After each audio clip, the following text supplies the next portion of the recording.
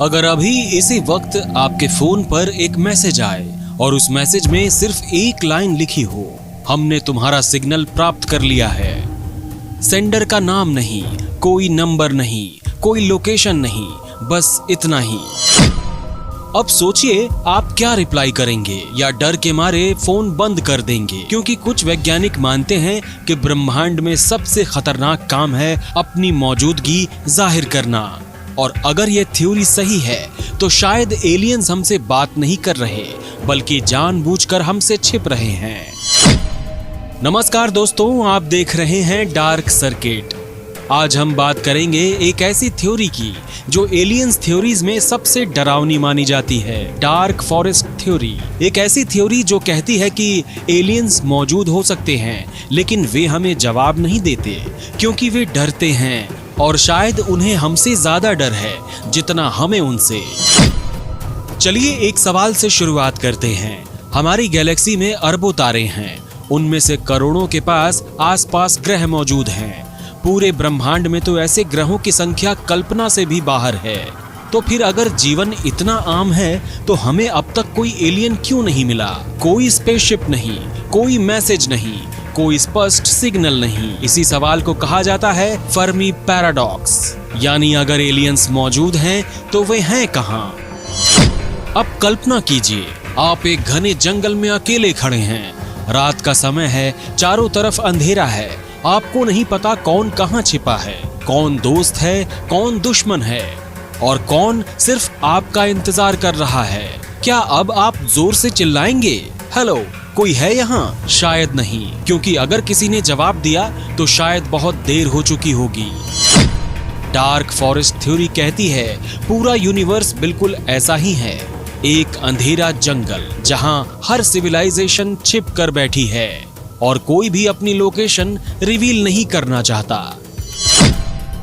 Theory के अनुसार हर civilisation दो बातें समझती है। पहली, जीवित रहना सबसे जरूरी है। दूसरी, आप कभी नहीं जान सकते कि दूसरी सिविलाइजेशन फ्रेंडली है या नहीं।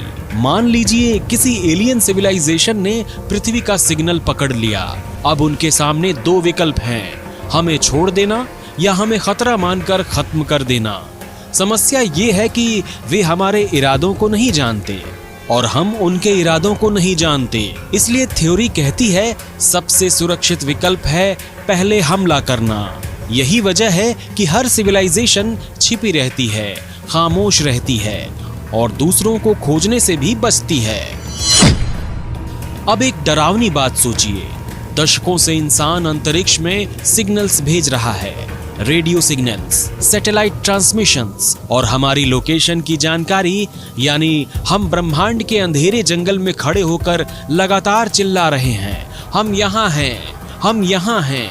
लेकिन अगर डार्क फॉरेस्ट थ्योरी सही हुई तो क्या हम वही गलती कर रहे हैं जिससे बाकी सिविलाइजेशंस बच रही हैं? क्या होगा अगर किसी दिन कोई जवाब आ गया और वो जवाब फ्रेंडली नहीं हुआ तो?